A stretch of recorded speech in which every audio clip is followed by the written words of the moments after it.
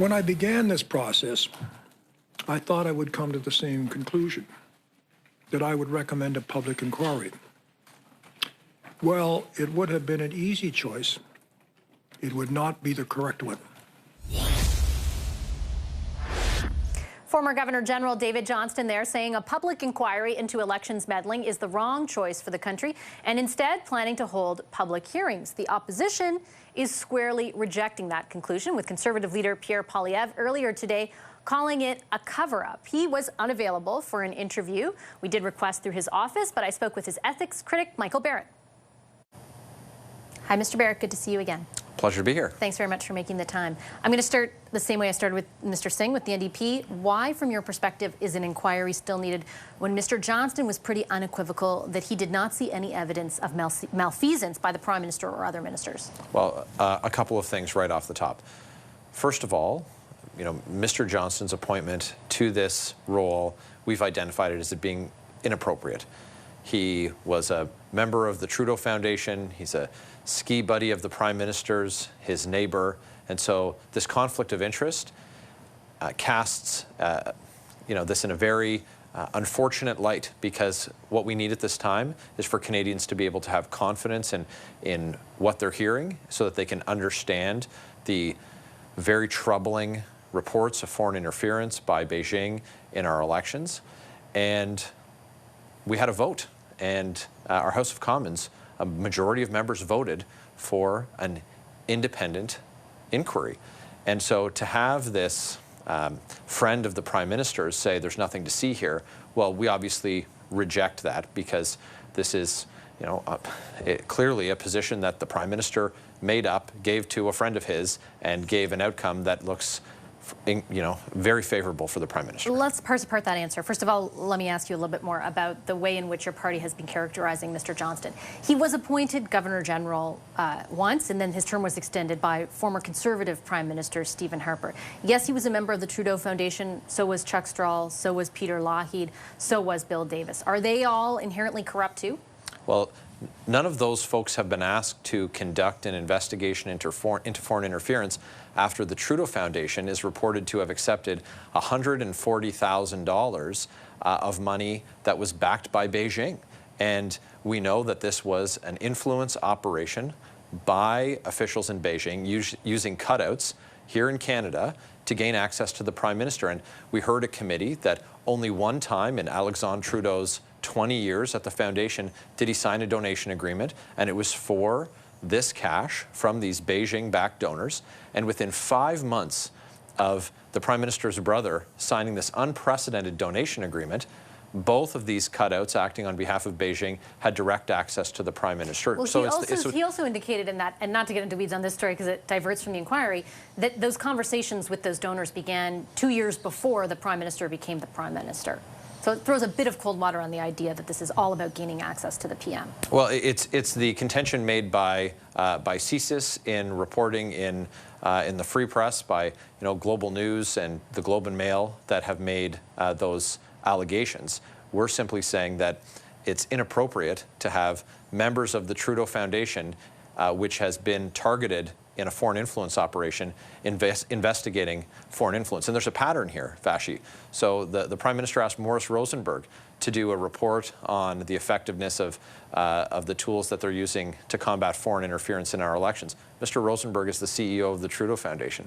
Then the Prime Minister appoints his neighbor and his ski buddy, also a member of the Trudeau Foundation, to be his special rapporteur to advise on if there should be a public inquiry. The person you're referring to was also deemed in such high regard by former Prime Minister Stephen Harper that he was appointed the Governor General. And like now all of a sudden he's corrupt. And following that, a Liberal government took office, and the Trudeau Foundation was targeted in a foreign influence operation, as has been reported on by, and this information came to light from CSIS whistleblowers, and the Prime Minister of 38 million people seems to only be able to select from a handful of people who've served on the Trudeau Foundation to investigate foreign interference. It's a bit incredible. Is there a world in which, though, your party and you specifically can concede that all the information that you would like in the public through a public inquiry cannot be made public because of genuine national security concerns. And perhaps there might be a better venue, like NSICOP, the committee that's made up of parliamentarians who are sworn to secrecy and can view that classified information, a better venue to investigate the way in which the government may have fallen short on this issue. Well, the government has clearly fallen short on this, and you know, Mr. Johnston, in his exercise of his continued friendship with the Prime Minister, you know, has proposed this this scenario where he's going to hold some consultations this summer that are forward-looking, specifically not going to ask who knew what when. And there are a number. But he did already. That's what he did. He said he interviewed all the top security officials, interviewed the Prime Minister and his ministers, and viewed the classified information and information around it that the reports from the Globe and Mail and Global were based on. And he didn't find evidence. First of all, not all overall, of the that there was wrongdoing. Not all of the reporting. That's for sure. Nine instances, right? Only some of the reports from the Globe and Mail, for example, were in fact referenced by Mr. Johnston. No reference to his conflict of interest with the Trudeau Foundation, and this process, you know, when you have a single person, it's very different than an inquiry, than a public inquiry. And we've seen public inquiries in the past where information that must remain secret is kept secret, and then other information is able to be shared with the public. This is a question about Canadians' confidence. Can they have confidence in a process where there's a question about a conflict of interest, a real conflict or a perceived conflict? And why the Prime Minister appointed Mr. Johnston, who had a great reputation when appointed as Governor General, why he would appoint him when there is this appearance of a conflict, and why Mr. Johnston would accept, it's unfortunate that we find ourselves there, but now the process that he proposes is not consistent with what a majority of parliamentarians, a vote in the House of Commons, called for the Prime Minister to have an open public inquiry. There's absolutely a way to do that that protects methods and sources, because I can't imagine that this whole debacle has improved our standing with our information sharing partners in the Five Eyes, and there's a way to conduct such a thing while protecting those relationships and restoring public confidence. There's certainly, this Prime Minister has not demonstrated his interest in national security over his interest in his political life. If you take the conclusions reached by Mr. Johnston at their face value, do you concede, Mr. Barrett, that there's a world in which, again, there is a public inquiry, let's say, but the ultimate conclusion is that there was no willful ignorance of this issue or of foreign interference directed at your party by the Prime Minister or his colleagues? Well, do you concede that's possible? Well, let's have that public inquiry, and let's have those that testimony heard, and let's have the appropriate documents that can be released.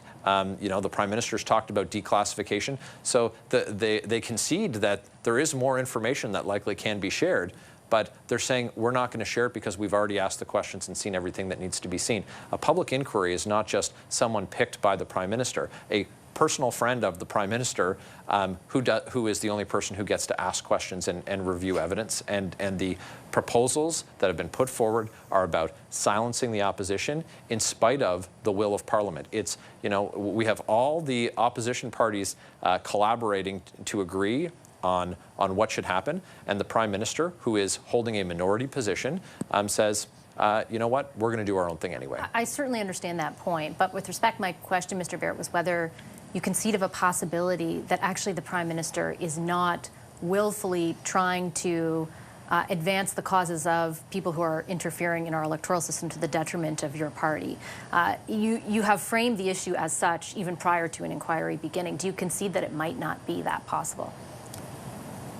We'll only know what actually occurred, and Canadians will only be able to have confidence in our elections and in our democracy if there is a transparent and open process.